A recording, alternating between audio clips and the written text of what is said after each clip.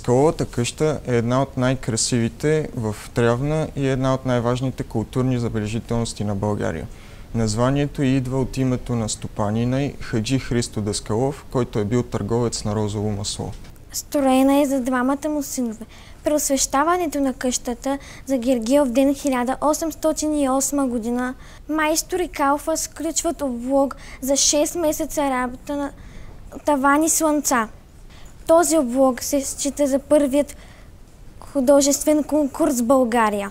Тук през 1963 година е открит единствена по рода си музей на резбарското изкуство.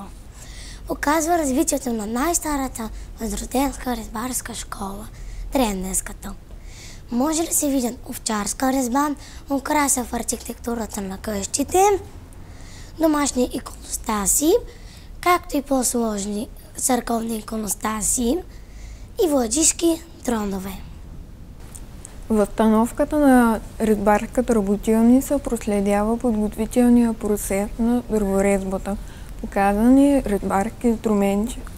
Важен акцент от експозицията е колекцията от дърворезби, скулптурни фигури на български царе и барелефи на български революционери и възрожденци. Даскаловата къща е превърната в музей на резбарското изкуство, който е единствено в цялата страна.